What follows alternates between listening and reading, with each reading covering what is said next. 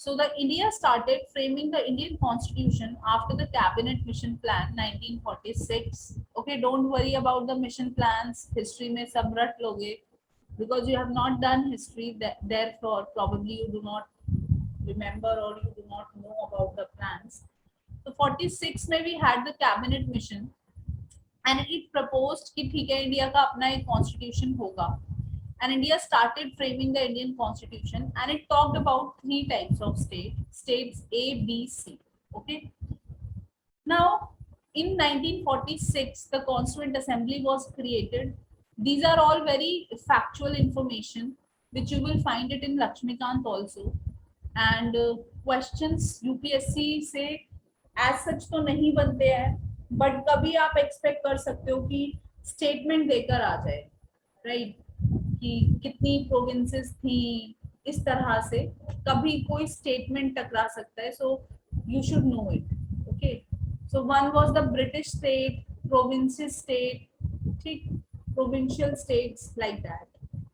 It was based on the formula of 1 member per million population कि हम इतने representatives को रखेंगे.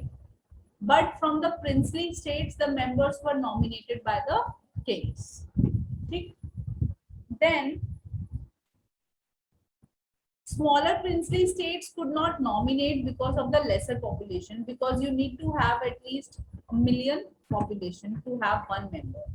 So जिनके पास उतना नहीं था, they could not nominate. You can see the Constituent Assembly.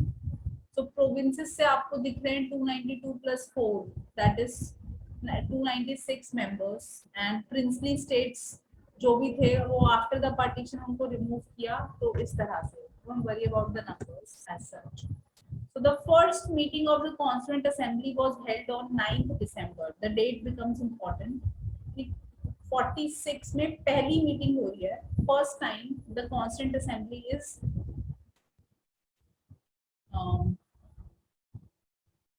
meeting for the first time. Sachidanand Sinha, very important name. He was the interim president, and interim means for the time being उनको elect किया गया.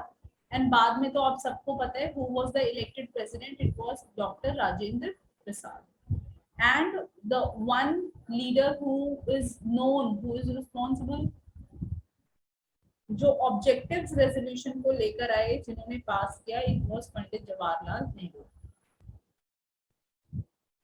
Yes. Yes, princely states वही है. Now the drafting committee of the 7 members was set up, headed by Dr. Ambedkar. ठीक. Drafting committee के chairman भी कौन थे? We know it was B.R. Ambedkar. And the Constituent Assembly had 13 different committees, and Constituent Assembly was there for 2 years. हमने देखा है constituent कितने time में बन के तैयार हुआ था. ये बिल्कुल रटा रहना चाहिए. इट्स 2.11.18, ऐसा याद रखो. 2 years 11 months and 18 days. Constitution finally was adopted on 26th of November 1949. And it became effective on 26th of January 1946 to celebrate the Purna Swaraj. So the last meeting was held on 24th of January 1947. Okay, और 26th को आपने उसको पूरी तरह से effect 1950 में, remember, to elect Dr. Rajendra Prasad as the first president of India. Objectives resolution क्या है? सो ऑब्जेक्टिव्स इज, जैसे मैंने बताया, किसी भी बुक का, किसी भी नॉवल का एक प्रीफेस होता है that tells you what the book is about. तो मतलब उस बुक की फिलॉसफी, उस बुक का सोल समझिए कि कहाँ कंटेंट है, कहाँ रिफ्लेक्ट होगा. अगर आपको प्रीफेस समझ आ रहा है तो आप समझ जाओगे कि ठीक है, the book talks about this particular domain, है ना. तो ऑब्जेक्टिव रेजोल्यूशन वही है जिसको हमने प्रियम्बल में की फॉर्म में फिर अडॉप्ट किया है. So it must, any constitution must have a philosophical base reflecting the Nations ethos and the vision of its leaders past and present. And the philosophy underlying the Indian Constitution was embodied quite early in the objective resolution, which was moved in the first session of the Constituent Assembly on December 13, 1946 by Pandit Jawaharlal Nehru and adopted after considerable debate and deliberation on 22nd of January 1947. अब ये है कि objective resolutions में क्या कुछ mentioned है, वही basic ideas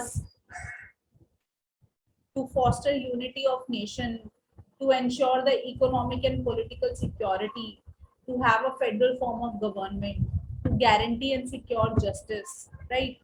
To provide adequate safeguards. You can read it. अब Constituent Assembly का criticism. What were the drawbacks in the formation or in the constitution, the way Constituent Assembly was formed? तो देखिए, सबसे पहला criticism तो ये है, जैसे हमने देखा कि जो प्रिंसली स्टेट्स थे, है ना, उधर के जो मेंबर्स थे उनको नॉमिनेट किया गया, ठीक। दूसरा, they were indirectly elected constituent assembly. अब इसको क्रिटिसाइज करके करते ही नहीं रहना है, there were many reasons. Direct elections करवाने की हालत में भी हम थे या नहीं, ठीक है। So even in the provincial assembly election, only 28% of the people had voting rights. अब जो प्रोविंशियल में जहां पे इलेक्शन हो रहा है वहां पे वोट देने भी कितने एलिजिबल लोग पहुंच रहे हैं? 28%, है ना। मतलब जो 28 इज अगेन अ माइनॉरिटी, है ना, मेजॉरिटी को तो रिप्रेजेंट ही नहीं कर रहा है। But the fact is, even if the direct election were held, the result wouldn't be very much different. ऐसा नहीं है कि अगर हम इलेक्शंस कराते तो रिजल्ट क्या है, एकदम तख्ता पलट हो जाता, क्योंकि उस टाइम पे पार्टी भी कौन थी? कांग्रेस। डोमिनेंस था कांग्रेस का और वही लीडर्स थे। So the composition more or less would have remained the same. ऐसा नहीं है कि डे नाइट या ऑपोजिट जितना चेंज कुछ आ जाता, right. So even the members of the princely states were nominated. Another critic was that it was Congress nominated. So even all the non-Congress members were elected on the Congress ticket only. Now इसके examples जैसे यहाँ पर दिया है, Ambedkar, SP Mukherjee, Jayakar, Tej Bahadur Sapru. So these were all critics of Congress, but they were given fair share. तो आपने दोनों angles को, जो डोमिनेटेड पार्ट है कांग्रेस का वो तो रिप्रेजेंट कर ही रहे हो, बट जो क्रिटिक्स हैं, जो ऑपोजिशन है, they are also being represented and they are also being given a fair share in the Constituent Assembly. So all our contemporary countries who got independence failed, but Indian Constitution did not because of the following reason. ठीक, हमने देखा है कि how Britishers used to say that India is nothing more than a geographical expression. This is how the Britishers used to define India, कि सिर्फ एक geography है यहाँ से यहाँ तक India. There is no feeling of Indianness. लोगों को पता ही नहीं है इंडिया क्या है, बस उनको टेरिटरी पता है कि हाँ ये इंडिया है. ऐसे माइंडसेट के बावजूद और बाकी कंट्रीज जिन्होंने हमारे साथ इंडिपेंडेंस लिया, हमारा कॉन्स्टिट्यूशन फेल नहीं कर पाया because of first inclusive nature. मतलब हमने सबको इंक्लूड किया है, माइनॉरिटीज के राइट्स को, माइनॉरिटीज के डिमांड्स को, उनकी जरूरत को ध्यान में रखते हुए already that share has been given to them. So no imposition on minority over majority or vice versa, right? And the kind of leaders that we had, they all had a very liberal and democratic outlook. For example, Nehru, for example, Patel.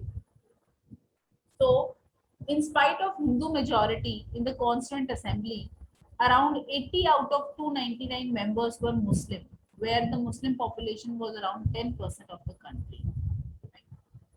So they were not alienated. Sub minorities का ध्यान रखा गया. And the biggest critics of democracy is that the majority view always wins.